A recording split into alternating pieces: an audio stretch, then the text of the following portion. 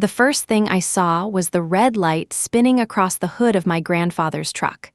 The second was a deputy's hand resting near his holster. He ordered me to turn off the engine, place both hands outside the window, and step onto the shoulder. Then he said the truck had been reported stolen by my father. I was 34 years old. The title was in my name. The insurance card was in the glove box, and the key had been on my ring for 11 years. None of that stopped a second patrol car from pulling in behind us. None of it stopped strangers from slowing down to stare. My phone rang while I sat on the gravel beside the road. It was my mother. Her voice was calm. She said, "Give the truck to Evan, Casey. Your father will clear everything up." That was when I understood. My parents had not made a mistake. They had used the police to scare me into handing my brother something they had never owned. What they did not know was that my grandfather had taught me to keep every receipt, every photograph, and every piece of paper tied to that truck. They brought a false report. I brought the full history. Before I tell you how that roadside stop ended, tell me where you are listening from. And if someone in your family has ever called theft sharing, you already know why I did not hand over those keys. My name is Casey Harper. I live outside Tulsa, Oklahoma, and I work as a quality engineer at a plant that builds parts for agricultural equipment. Most of my days are quiet. I measure tolerances, trace defects, and ask why something failed before it reaches a customer. I have always liked work that leaves a trail. A bad weld has a cause. A cracked housing has a cause. If you slow down and look closely, the truth is usually sitting there in plain sight. Families are harder. They can repeat the same failure for years and still call it love. My younger brother, Evan, was the person my parents protected from every hard landing. He was 3 years younger than me, charming when he wanted something, wounded when he did not get it, and endlessly certain that the next plan would fix the last one. When he quit community college, Mom said he needed time. When he lost a warehouse job for missing shifts, Dad said the supervisor had it out for him. When his first landscaping business folded, they blamed a wet spring. When the second one failed, they blamed fuel prices. I was the dependable child. That sounds flattering until you learn what it meant in our house. It meant nobody checked whether I was tired. It meant my emergencies were treated like scheduling problems. It meant every extra dollar, free weekend, and practical skill came with a family claim attached. My grandfather, Joe Harper, was the only person who never confused competence with endless availability. Grandpa Joe lived in a small brick house near Claremore. Behind it stood a metal garage that smelled like sawdust, old oil, and peppermint gum. In the middle sat a faded green Ford pickup with a white roof. The truck was already old when I was born. Its bench seat had one deep split near the driver's side. The radio worked only when the weather was dry. The passenger door needed a hard lift before it would close. To me, it was perfect. I started helping Grandpa with it when I was 15. At first, helping meant holding a flashlight in the wrong place. Then I learned to clean parts, label bolts, change belts, sand rust, and listen before touching anything. Grandpa never said I was good for a girl. He just handed me the right wrench. Evan came to the garage twice. The first time, he got bored and threw bottle caps at a coffee can. The second time, he asked if Grandpa would sell the truck when it was finished. Grandpa told him it was not being finished for sale. Dad visited often, but he preferred talking over working. He would lean against the workbench and tell Grandpa what he should do next. Then he would leave before cleanup. Mom disliked the garage. She said the smell stayed in my hair. She also said I was wasting Saturdays that could have been used helping around the house. Grandpa heard her once. He looked at the grease on my hands and said, "Learning to keep something running is never wasted time." That sentence stayed with me. Over the next 5 years, Grandpa and I rebuilt the brakes, replaced the fuel lines, repaired the bed, and repainted the cab. We did not make it look new. He said new was not the point. We made it safe, honest, and ours. The green was darker than the original shade.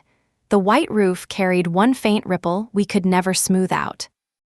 On the dashboard, above the glove box, Grandpa left a small scratch shaped like a crooked check mark. He made that mark while trying to remove a stuck trim piece. I teased him for weeks.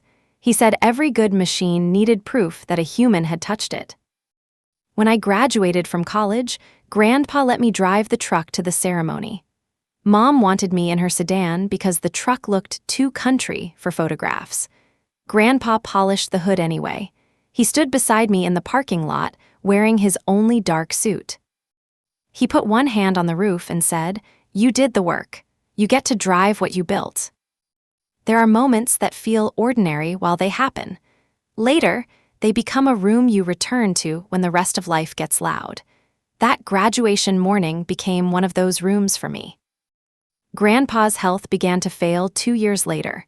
His heart was weak, and his hands shook on cold mornings. He still came to the garage, but he spent more time in the wooden chair by the door. One Saturday, he asked me to bring the title folder from the filing cabinet. It was a thin brown envelope with vehicle records, insurance slips, and old repair invoices. He placed the title on the workbench. Then he slid a transfer form toward me. I asked why. He said, "Because I want the truck with the person who knows what it took." I told him he was not going anywhere. He said that was not an answer. We completed the transfer properly. We went to the tag office together the next week. I paid the fees. The new title arrived in my name. Grandpa made me store it somewhere dry and safe. Dad knew. He was standing in the kitchen when Grandpa told him. Dad frowned and said the truck should stay available to the whole family. Grandpa replied that ownership was how you kept family arguments from eating good things alive. Mom heard about it that evening. She called me selfish before I had even driven the truck home. Evan laughed when I told him. "You can have it," he said. "That thing is basically a museum with bad suspension." Nobody claimed Grandpa had made the wrong choice then. He died the following spring. After the funeral, the truck became more than a vehicle. I did not worship it. I used it. I hauled lumber, moved furniture, drove it to work on clear Fridays, and took it out on country roads when I needed my thoughts to settle. I also kept it maintained. Every oil change went into a black notebook. Every repair receipt went into the brown envelope. I added photographs after each major job. That habit was not about preparing for war. It was about respecting what Grandpa had taught me. For years, my parents barely mentioned the truck. Dad borrowed it once to move a mower. He returned it with an empty tank and a scrape along the bed rail. I made him pay for the repair. He acted offended for a month. After that, I stopped lending it. The real trouble began in early spring when Evan announced his newest business. He wanted to start a mobile repair service for lawn equipment. The idea itself was not terrible. He knew small engines, and there were plenty of rural customers who hated hauling broken mowers into town. His problem was the same problem he always had. He wanted the final version before doing the early work. He had no service vehicle, no commercial insurance, no steady client list, and very little savings. He did have a logo, a social media page, and a stack of business cards. Mom invited me to dinner the week after he launched the page. Her invitations often carried a hidden agenda. I knew that. I still went. Dad grilled hamburgers. Evan arrived late. His girlfriend did not come. Mom kept calling the meal a family planning dinner, which was a phrase she used when one person had already made a plan for someone else. After we ate, Evan opened a folder. Inside were estimates for tools, advertising, and a used cargo van. He tapped the van estimate. "This is the part killing me." I said he could start smaller. Dad leaned back. "He cannot show up looking small." That was my first warning. Mom asked how often I drove Grandpa's truck. I said a few times a week when the weather was good. She asked whether my employer provided a vehicle. I said no. The plant had pool vehicles for work travel, but that had nothing to do with my personal transportation. Evan smiled. The Ford would be perfect for the business. I thought he meant the style. I said an old pickup could be a good marketing image once he had reliable transportation behind it. He said, "No, I mean yours." The room went quiet. I looked at him. Then I looked at my parents. Nobody looked surprised. Dad said the truck had the right bed space. Evan could mount toolboxes, add a ladder rack, and put magnetic signs on both doors. I said no. Mom blinked like she had not heard me. "You did not even think about it." I have thought about that truck for half my life. Evan told me it would still be in the family. He said I could borrow it for special occasions. I asked whether he had heard himself. Dad's jaw tightened. "Your brother is trying to build something." "So am I," I said. Mom asked what I was building. That question did more damage than she intended. My career, my home, my savings, and the life I had built without rescue did not count because they were stable. Evan's newest beginning counted because it was fragile. I put my napkin on the table. "The truck is not available," I said. "Not for a business. Not as a loan, not as a gift." Evan called me dramatic. I left before dessert. The next morning, Mom texted that I had embarrassed my brother. Dad sent a separate message saying Grandpa would have wanted the truck used for real work. I replied with one sentence. "Grandpa gave it to me because I did the work." Dad did not answer. Evan did. He wrote, "Enjoy your shrine." For 3 days, I heard nothing. Then Dad appeared at my house without calling. I was in the garage replacing a worn hose. The main door was open. He walked in and looked around as if checking inventory. He asked where I kept the spare key. I set down the wrench. "Why?" "In case of emergency. You have managed 11 years without it." He said I was being suspicious. I said he was giving me a reason. Dad walked around the truck. He opened the passenger door, looked under the seat, and checked the glove box before I stopped him. "What are you doing?" He said he wanted to see whether I still had the original papers. My stomach tightened. I closed the glove box. "The papers are not here." He stared at me for a long moment. Then he said, "Your grandfather did not understand how much Evan would need this." I told him Grandpa understood exactly who had shown up. Dad's face changed. He did not yell. My father rarely yelled. He used silence like a locked door. He walked out and said, "Do not make this uglier than it has to be." That was the second warning. That night, I moved the brown envelope from my home office to a safe deposit box. I photographed the title again. I also changed the code on my garage keypad. I felt foolish while doing it. A week later, I wished I had changed more. The roadside stop happened on a Thursday morning. I had left home early because our plant had a supplier audit. The sun was barely up. The truck ran smoothly, and I remember thinking Grandpa would have liked the cool air. A patrol car appeared behind me near the highway entrance. Its lights came on before I reached the next exit. I pulled over. The deputy stayed behind his door and ordered me to show both hands. His voice had the sharp, flat tone people use when they believe a situation may turn dangerous. I obeyed. He asked my name, then he asked whether I knew the vehicle had been reported stolen. For a second, I thought he had the wrong truck. I said, "This vehicle belongs to me." He asked me to step out. A second unit arrived. Cars passed. A man in a white work van slowed enough to record us on his phone. I stood beside the guardrail while the first deputy checked my license. He returned and said the stolen report had been filed the night before by Richard Harper. That was my father. The report said I had taken the truck from his locked outbuilding after a family dispute. It said he had proof of purchase. It also said I might try to hide or alter the vehicle. Every line was false. I told the deputy the current title was in my name and had been for 11 years. He asked whether I had the title with me. I said no, because people do not normally drive around carrying original titles to vehicles they own. The registration and insurance both showed my name. That helped, but the stolen entry still existed. The deputy said he could not ignore it on the shoulder. I asked whether I was under arrest. He said not at that time. The words, at that time, made my knees feel weak. He let me retrieve the insurance card while he watched. My hands shook so badly that I dropped it between the seat and the console. Then my phone rang. Mom's name lit the screen. I almost ignored it. The deputy told me I could answer on speaker if I kept my hands visible. I did. Mom said, "Casey, listen to me. Nobody wants you in trouble." I looked at the patrol cars. You reported my truck stolen. Your father reported his property. It is not his, she sighed.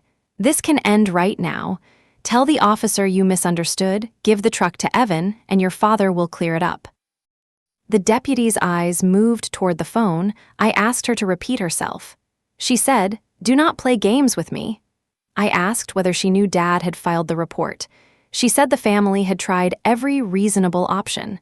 Then she hung up. The deputy asked whether I wanted the call noted in his report. I said yes. That was the first small decision I made for myself that morning. The truck was towed. The deputies did not hand it to my father, but they would not let me drive it away while the ownership claim was under review. I watched a stranger hook chains beneath the frame Grandpa, and I had spent years protecting. The sound of metal against metal hurt more than I expected.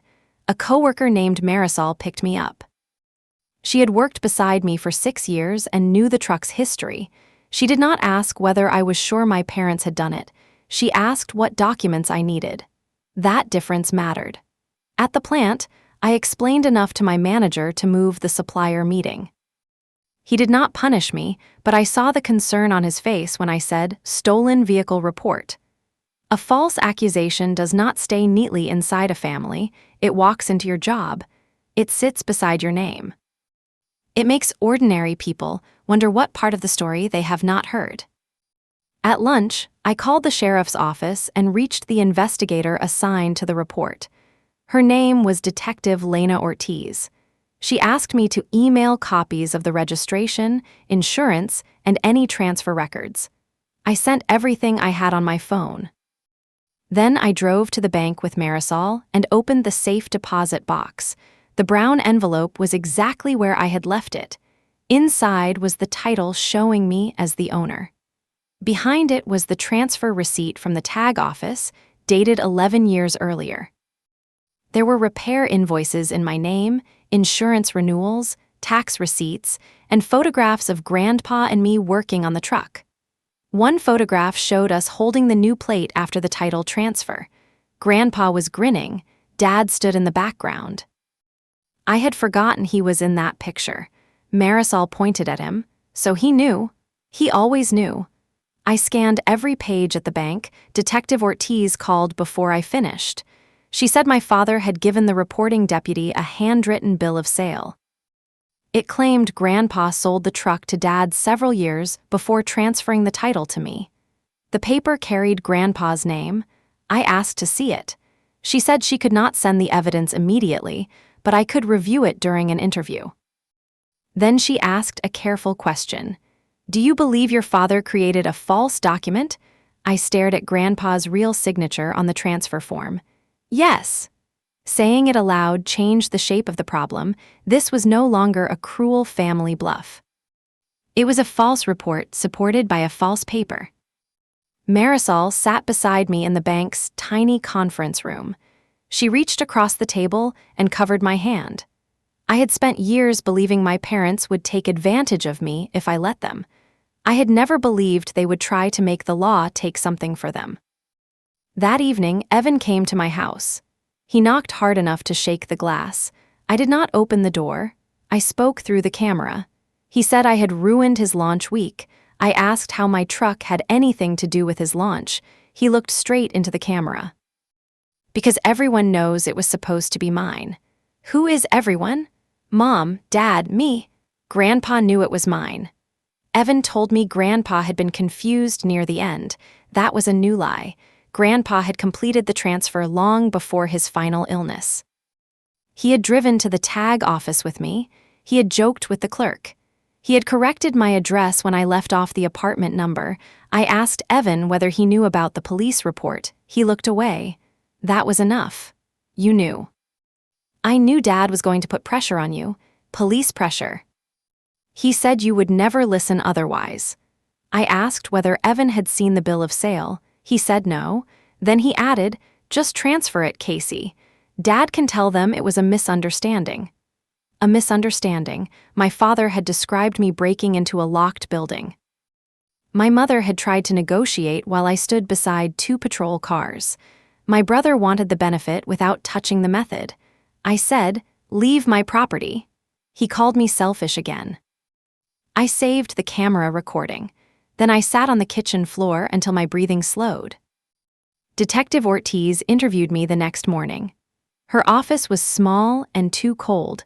A framed photograph of her children sat beside a stack of case files. She placed a copy of Dad's handwritten bill of sale on the desk.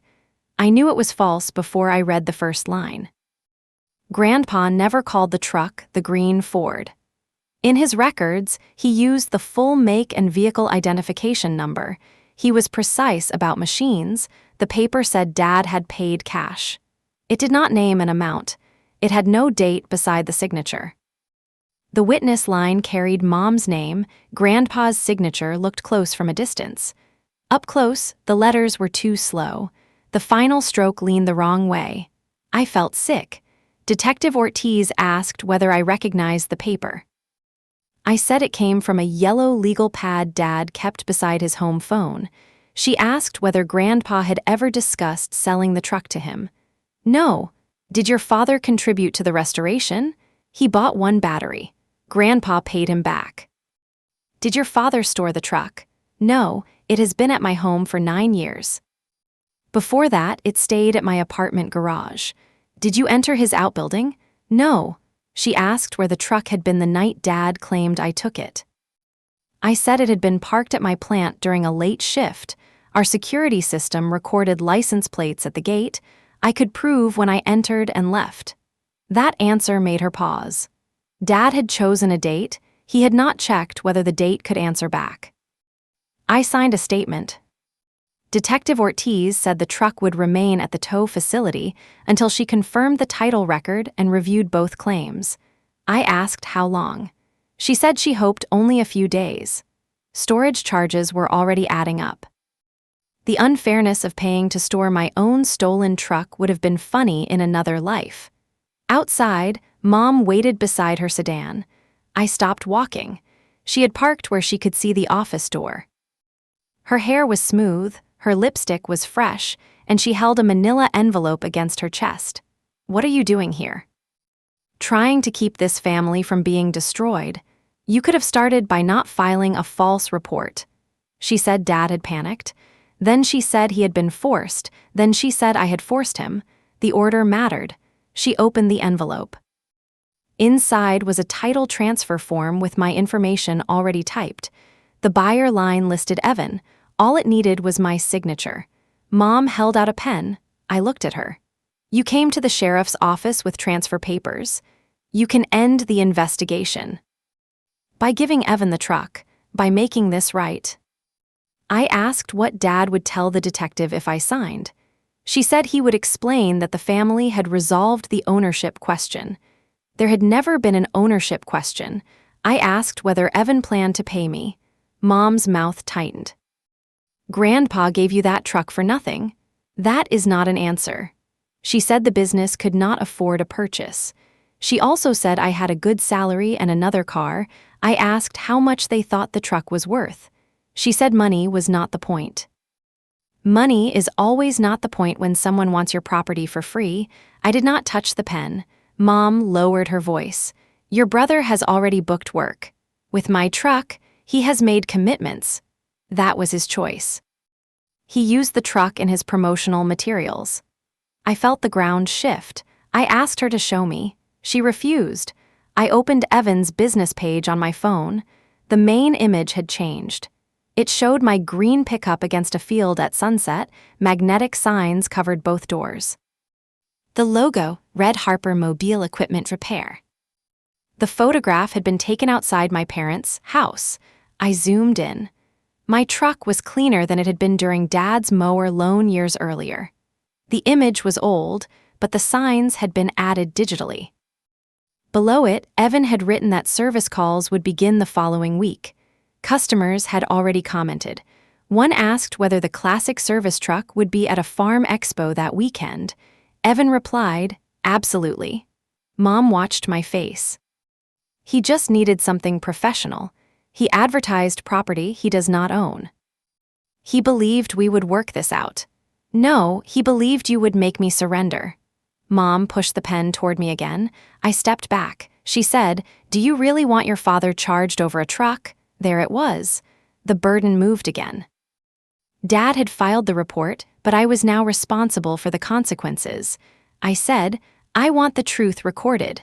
Mom's expression hardened. "You have always cared more about being right than being close." I answered, "You brought forged paperwork to the police and transfer paperwork to me. Do not call that closeness." I walked to Marisol's car. Mom called after me, "Evan loses everything if you do this." I turned around. He never had my truck to lose. Marisol drove me home. On the way, she asked whether I wanted her to stop for food. I said no. She stopped anyway and bought soup. That night, I studied Evan's business page. I saved the promotional image, every comment, and the date it was posted. Then I noticed something else. A week before the family dinner, Evan had posted a photograph of new toolboxes in Dad's garage. Behind them sat 2 magnetic door signs sized for my truck. They had planned the branding before they asked. The dinner had not been a discussion. It had been the final courtesy before taking what they had already assigned. I sent the screenshots to Detective Ortiz. She replied with 2 words, "Received, helpful." I slept for 3 hours. The next morning, the tow facility called. A man had arrived with a key and claimed the truck was being released to him.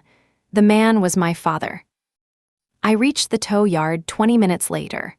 The facility sat behind a chain-link fence near an industrial road, rows of damaged cars baked under the sun. My truck stood near the office, dusty but intact. Dad was at the counter. A tow manager named Ben had placed the key Dad brought inside a plastic tray. Dad kept insisting the sheriff's office had made a mistake. Ben looked relieved when I walked in. He asked for my identification. I showed it. Dad said, "She is the reason we are here." I asked how he got a key. He said Grandpa had given him one. I knew that was false. Grandpa gave me both original keys. Dad must have copied one during the mower loan. Ben explained that the vehicle was still on hold. Nobody could remove it without written clearance. Dad said he only wanted to collect family tools from the bed. The bed was empty when the truck was towed. I asked what tools. He did not answer. I stepped close enough to see grease under his nails. Dad had spent the morning preparing to take my truck, while telling everyone the dispute was about principle. Ben moved the plastic tray behind the counter. Dad looked at me. "You enjoy humiliating us. I did not call you here. You could stop this. So could you? Tell the truth." He said the truck belonged to the Harper family. I pointed toward the office window. "My last name is Harper." He said that was not what he meant. Of course it was not. In my family, family property meant property controlled by my parents and used by Evan. My name counted only when there was a bill, a favor, or a mess. Dad lowered his voice. "Your brother needs a chance. He has had many. This one could work. Then he should build it without stealing from me." Dad flinched at the word. He said nobody was stealing. He said Grandpa would be ashamed of my attitude. He said the old man had loved both grandchildren. I agreed. That seemed to anger him more. Love was not the disputed fact. Ownership was. Detective Ortiz arrived while we were still at the counter. Ben had called her. She asked Dad why he had come. He said he believed the hold had been lifted. She asked who told him. He said Mom. She asked Mom's source. Dad had none. Then Ortiz asked why he carried a key to a vehicle he claimed had been taken from a locked building. Dad said it was a spare. She asked why he had not mentioned that in his report. His face turned red. I watched him search for a story that would fit the last story. He said grief made families careless with records. Grandpa had been dead for nearly a decade. Ortiz told him to leave. Dad pointed at me and said, "She is doing this to her own father." Detective Ortiz replied, "Sir, you are the reporting party." It was the first time someone outside the family returned responsibility to the person who created the problem. Dad walked out without saying goodbye. Ortiz asked Ben to preserve the camera footage from the counter. She also took the copied key. I stood beside the truck through the fence. The magnetic signs were not there, but I pictured them on the doors. I pictured Evan arriving at customer homes in Grandpa's truck, telling people the business had been a family dream. My parents were not only trying to take the vehicle, they were trying to rewrite its meaning. They wanted the years Grandpa and I spent together to become the opening chapter of Evan's next attempt. That hurt more than the tow bill. Ortiz told me the current title record had been confirmed. The truck should be released soon, but she needed one more statement from Dad. I asked what happened to the false report. She said that depended on evidence and the prosecutor's review. She would not promise an outcome. Then she asked whether I wished to remain cooperative if charges were considered. I knew what she meant. Families often tell the truth until consequences become possible. Then they remember birthdays, illnesses, and old photographs. I said I needed time. Ortiz nodded. Take time. Just do not let anyone tell you that their choice became yours because you documented it. That sentence followed me home. Mom called 6 times that afternoon. I let every call go to voicemail. The first message was angry. The second was tearful. The third said Dad's blood pressure was high. The fourth said Evan might lose his first contract. The fifth said Grandpa would hate the conflict. The sixth said we needed to meet as a family before strangers made decisions for us. Strangers? The deputies were strangers when they put me on the roadside. The tow manager was a stranger when he protected the truck from Dad. Detective Ortiz was a stranger when she listened to the evidence. So far, the strangers had treated my ownership more seriously than my family. I saved every voicemail. That evening, Aunt Carol called. Dad had told her I stole a vehicle from his estate. Mom had told someone else the title was only in my name for insurance. I sent Carol the transfer receipt and the graduation photograph with Dad standing behind us. She agreed to stop repeating their story. The next day, Mom posted about an adult daughter who valued an object more than her father. She called the truck a family heirloom. I saved the post and sent it to Ortiz. In Dad's report, the same truck was his private property taken from a locked building. Their public story contradicted their legal one. Evidence did not need to shout. It only needed to stay consistent. The truck was released to me 4 days after the stop. The sheriff's office confirmed the current title, insurance history, and gate records from my plant. Those records showed the truck entering my workplace before the time Dad claimed I stole it. Ben waived part of the storage charge. He said the situation had not been my fault. I still paid the tow fee. The prosecutor could later decide whether Dad owed restitution, but the truck would not sit behind the fence another night over money. When Ben opened the gate, I walked around the Ford before starting it. There was a fresh scrape beneath the rear bumper. The tow chain had left it. It was small, but I touched it with 2 fingers. Grandpa had taught me that damage should be faced before it spread. Marisol followed me home. The engine sounded normal. The steering felt the same. Still, every patrol car in my mirror tightened my chest. At my garage, I removed the ignition cylinder and replaced the locks. Dad's copied key would never work again. I also installed a camera inside the garage and another facing the driveway. That evening, I sat on the bench seat with the door open. The cab smelled like vinyl, dust, and the cedar blocks I kept under the seat. I ran my thumb over the crooked scratch on the dashboard. For years, that mark had made me smile. Now it reminded me of Dad's false signature. I hated that. I did not want their lie attached to every part of the truck. So I opened the black maintenance notebook. and wrote the date of the tow. I described the scrape, the new locks, and the copied key, then I wrote one final line. Truck returned to lawful owner. The act felt small. It also felt steady. The next major turn came from Evan. He texted 3 days later and asked to meet without our parents. He chose a coffee shop near my office. I agreed because some part of me still hoped he would tell the truth when Mom and Dad were not in the room. He arrived wearing a shirt with his business logo. The same logo from the fake truck image. He looked tired. He said the family had gotten out of control. I asked who he meant by family. He rubbed his face. You know what I mean? No, say it. Mom and Dad pushed too hard. I waited. He said Dad should not have filed the report. I waited again. He added that I had also been rigid. There it was. His apology arrived carrying half the blame back to me. I asked when he first knew they planned to claim the truck. He said after the dinner. I showed him the photograph of the magnetic signs taken before dinner.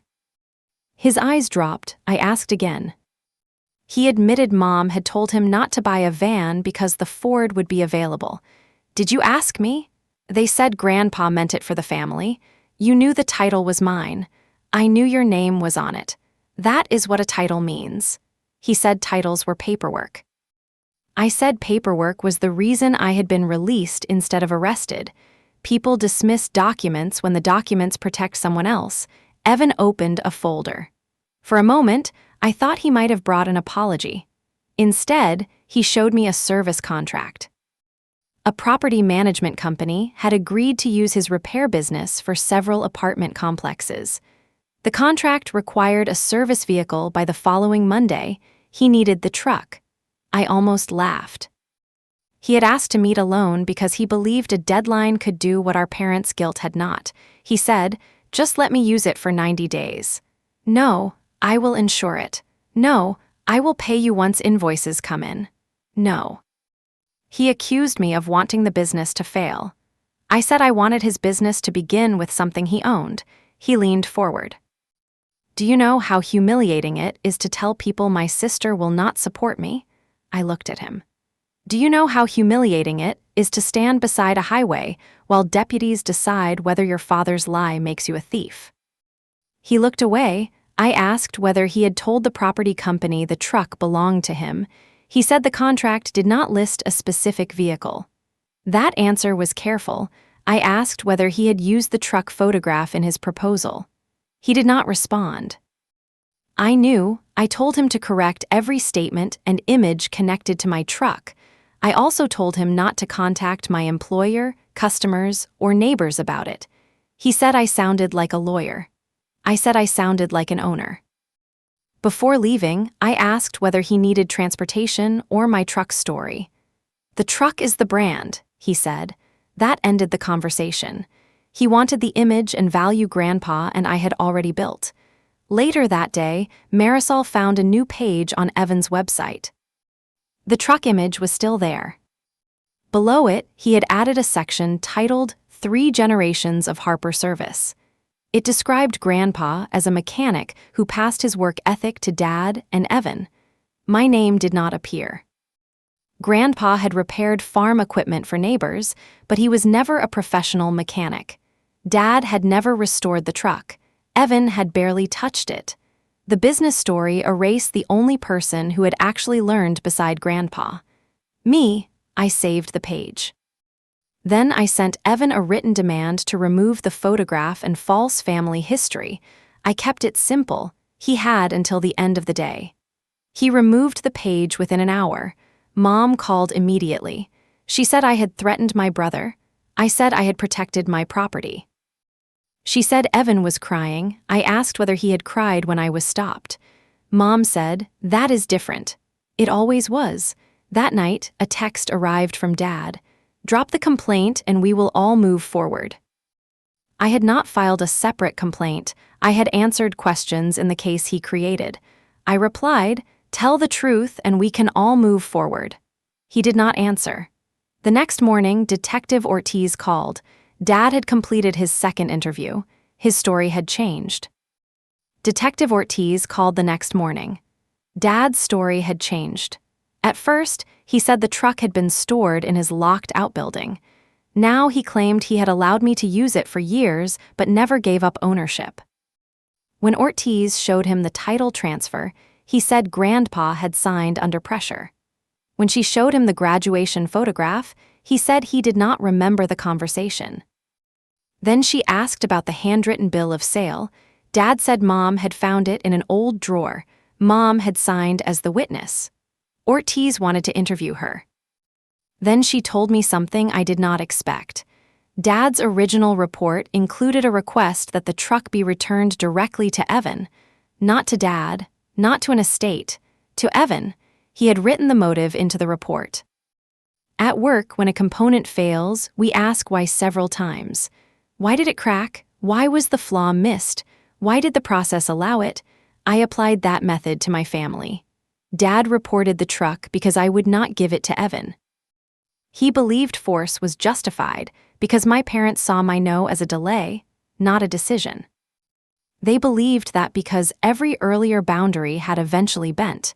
I had paid Evan's electric bill. I had fixed Dad's equipment. I had covered Mom's hotel room during a wedding. Each rescue taught them that pressure worked. The truck was the first thing I loved enough to make my no permanent. 2 days later, Mom came to my plant. Security called from the lobby. They said a woman claiming to be my mother had brought medication I needed. I did not need medication. Mom stood beside a potted plant holding a white pharmacy bag. Inside was a bottle of vitamins. She had used a fake health concern to reach me at work. She whispered that Detective Ortiz wanted an interview. I said she should attend. She is treating me like a criminal. You sign the paper. I witnessed what your grandfather wanted. You witnessed a document that did not exist. Mom looked around. Keep your voice down. She had brought the lie to my workplace and still wanted me to protect its volume. She said Dad could lose his volunteer position. Evan could lose customers. The family name could be damaged. I asked what I could lose. She stared at me. I listed the roadside stop, my reputation, my truck, and my trust in both parents. Mom said, "You were not arrested. You got the truck back." The absence of the worst outcome had become proof that the harm did not count. I told her to leave. Before she went, she pushed the pharmacy bag into my hands. A folded note sat under the vitamins. It said, "Sign the title. Dad withdraws the claim. We tell everyone it was settled. Evan pays you when he can. Truck for retraction. Property for truth." I showed the note to security, then I photographed it and sent it to Ortiz. She called within 10 minutes. Mom had brought a written exchange to my workplace. Ortiz told me not to meet either parent alone. That was when the situation crossed another line inside me. I had thought calm behavior might make my parents step back. They were not stepping back. They were changing locations. Home, highway, tow yard, work. The pressure would continue until I surrendered or someone outside the family stopped it. I told Ortiz I would cooperate fully. I would not ask for the report to be withdrawn, minimized, or reframed. She asked whether I was certain. Yes. My voice did not shake. Choosing consequences for your parents does not feel powerful at first. It feels like grief, but grief is not the same as regret. That evening, I changed the emergency contact on my employment records. I replaced Mom with Marisol. I removed my parents from every authorized list, changed account passwords, and checked my credit. Trust is not restored by hoping the next boundary will be respected. It is restored by controlling access. Dad left one voicemail. He said, "You chose strangers over us." Evan sent several texts. The last said, "When Dad gets charged, remember you did this." Mom called relatives. By the weekend, I had heard 3 versions of myself. I was greedy. I was unstable. I was punishing Dad for favoring Evan. Every version removed the false report. I stopped explaining. I created one folder on my computer. It held the title, transfer records, gate logs, camera clips, website screenshots, Mom's note, and the public post. I called it Ford. No dramatic label, just the object they had tried to turn into a family vote. The prosecutor's office contacted me the following week. A victim advocate explained the process in plain language. The false report and supporting document were being reviewed. I was not asked to decide the charge, but my cooperation mattered. She also said Dad's attorney had proposed a meeting. The word attorney made everything feel heavier. I agreed only if Detective Ortiz and the advocate attended. The meeting would take place at the sheriff's office. My parents believed it was a final chance to settle the property issue. I knew there was no property issue left to settle. Before the meeting, I found an old envelope in the glove box. Grandpa had written my name on the front. His note said machines did not care who was oldest or loudest. They responded to the person willing to learn. At the bottom, he wrote, "Do not let anyone turn your work into their permission." He had not predicted the police report. He had simply known our family. The meeting took place on a Tuesday afternoon. The conference room had gray walls, a long laminate table, and no windows except a narrow pane in the door. A camera sat high in one corner. Detective Ortiz arrived first. The victim advocate sat beside her. Dad came with an attorney named Mr. Bell. Mom and Evan came without counsel. I brought Marisol. She did not speak. She sat beside me and placed a legal pad between us. Mom carried her binder again. Evan carried the title transfer form. Dad carried nothing. Mr. Bell began by saying the family wanted a practical resolution. He said emotions had caused misunderstandings on all sides. Ortiz corrected him. She said the current title was not disputed by state records. The issue under review was the truth of the stolen report and the document presented with it. Mom interrupted. The issue is a family heirloom. Ortiz told her she would have time to speak. Dad stared at the table. Mr. Bell proposed that I transfer the truck to Evan in exchange for repayment of my tow costs, and a written statement saying the family had resolved the disagreement. I asked whether the statement would say Dad's report was true. He said it would avoid assigning blame. I asked whether Dad would admit the truck had never been stored in his outbuilding. Mr. Bell said the goal was to move forward. I asked whether Mom would admit she created the bill of sale. Mom said, I documented an oral promise. Detective Ortiz placed a copy of the title on the table. Then she placed the tag office transfer record beside it, then the plant gate log, then a still image from the tow yard showing Dad arriving with the copied key, then Mom's note from my workplace. The table filled with the trail they had left. Ortiz asked Dad to describe how I entered the outbuilding. Mr. Bell told him not to answer. Mom answered for him. She said details had been confused because everyone was upset. Ortiz asked how a truck recorded at my plant could also be stolen from Dad's building. Mom said timestamps could be wrong. I knew those systems. The gate time matched my badge entry and the supplier's delivery log. I explained that. Evan said none of this mattered if I would just sign. He slid the transfer form toward me. The paper stopped beside my hand. For weeks, everyone had acted as though my signature were a delayed family duty. There it was again. One line, one pen, one surrender that would supposedly restore peace. Mom opened her binder. She showed photographs from our childhood, a Christmas morning, a lake trip, Evan and me on Grandpa's porch. She said families were more important than property. I looked at the photographs. They were real, so was the roadside. Love does not become fake because someone harms you. That is what makes boundaries painful. I told Mom the photographs did not change the report.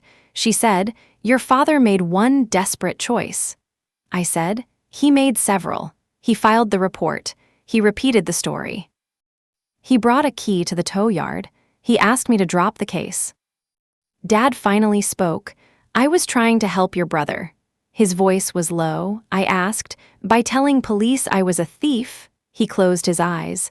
Mom said I was twisting his intention. I turned to her. "Did you know I could be stopped?" She said she thought an officer would call first.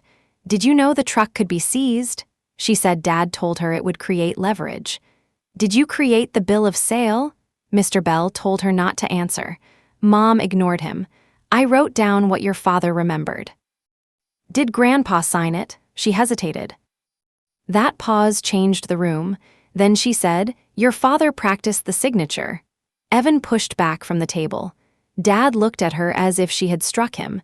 Mr. Bell whispered something sharp. Mom kept talking.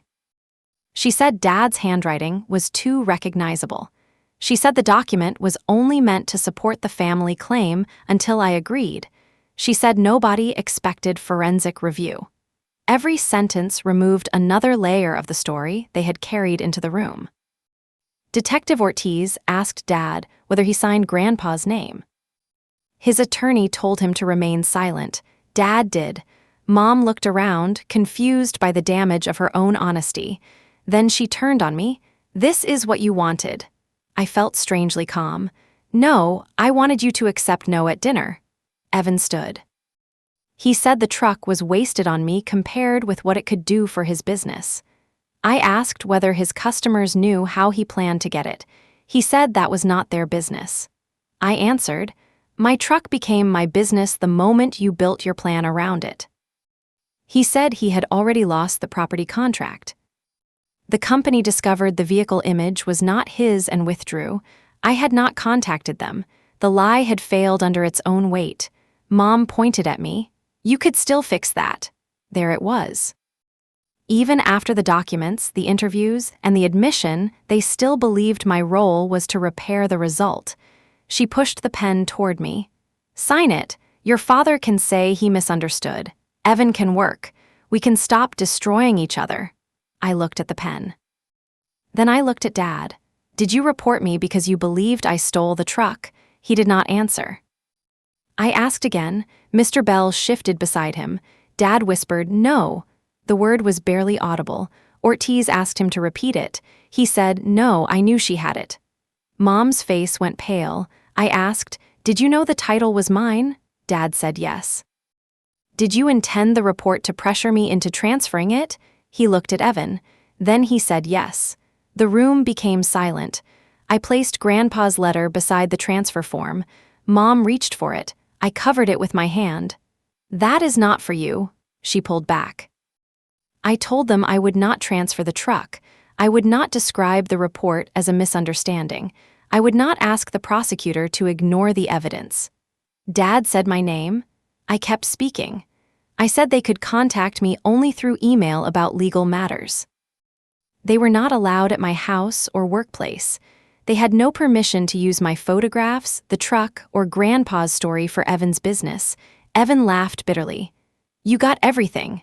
I looked at him. No, I kept what was already mine. Mom said, you are choosing a truck over your family. I turned the title so she could see my name. You reported me as a thief because I would not let you choose the owner. Nobody answered. I picked up the transfer form. For 1 second, Mom looked hopeful. I tore it once down the center. Then I tore it again and placed the pieces in front of Evan. The action was small. It was also final. Detective Ortiz asked whether I wished to add anything to my statement. I said yes.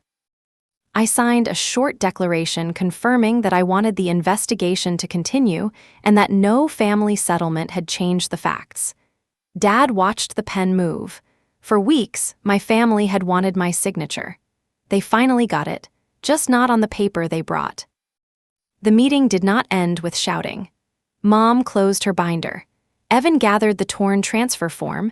Dad stayed seated while his attorney spoke quietly to him. I left with Marisol. Outside, the afternoon sun reflected off the truck's white roof. I had driven it to the meeting on purpose. Mom stopped when she saw it. She said, Grandpa would hate this. I opened the driver's door. He hated people using love to avoid clear answers. Then I got in. My hands rested on the wheel. The crooked mark on the dashboard caught the light. This time, it looked like itself again. The case took several months to resolve. Dad did not go to jail. I never wanted a dramatic punishment. I wanted the record to stop calling me a thief. He accepted responsibility for making a false report. and for submitting a document he knew was not genuine. The agreement required restitution, a fine, and community service. He also lost his volunteer position at the Youth Sports League. Mom was not charged. Her statements and the document remained part of the record. Evan's property contract was gone. He bought an old white van with help from his girlfriend's uncle. It was dented, plain, and completely his. His business did not collapse. For years, my parents had acted as though every limit placed on Evan would destroy him. The limit forced him to begin at the beginning. He removed Grandpa's name and my truck from his website. My parents paid the restitution through Dad's attorney. No note came with it. I used part of the money to repair the toe scrape. I used the rest to improve the garage lighting. The first email from Mom arrived near Thanksgiving. She wrote that the holidays would be difficult without me. She said family should not remain divided forever. She did not mention the report. I replied with 4 questions. Did she accept that the truck had always been mine? Did she accept that the bill of sale was false? Did she accept that the roadside stop was a foreseeable result? Would she stop blaming me for the consequences? She did not answer. That was an answer.